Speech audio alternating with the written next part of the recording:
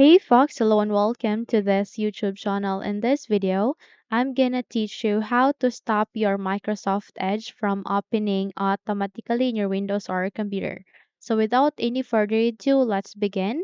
In this video, we'll be performing three simple steps, and the very first step is at the start icon. We need to do a right click and go with settings. Okay, so once you're here at the settings, proceed to the left side of your screen and look for accounts, which is there next to apps. Click on it.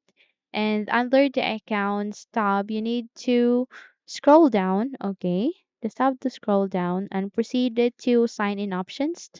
Click on it. Here at the sign in options, simply scroll down once again, and there you can see use my info, sign in info to automatically finish setting up after an update. Make sure that is off or disabled. Once done, close this window, and let's move on to our second step.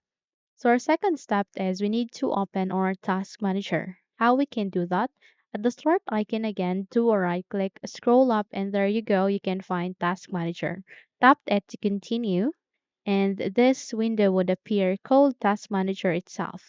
Here you need to proceed to start up apps. Okay. And here you need to look for Microsoft Edge. Okay. So just do a right click and go with disable, and it will be disabled in your startup apps. So that doesn't mean that once you disable your Microsoft Edge, it will not be working or responding in your Windows. It's just that we are going to stop it from running or opening automatically in your Windows. Okay?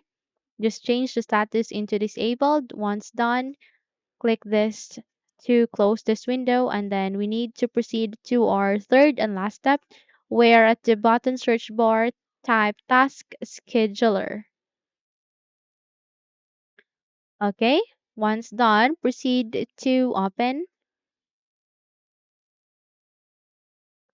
So once you're being redirected here at the task scheduler window, proceed to task scheduler library, click on it, and here go for the center and look for Microsoft Edge.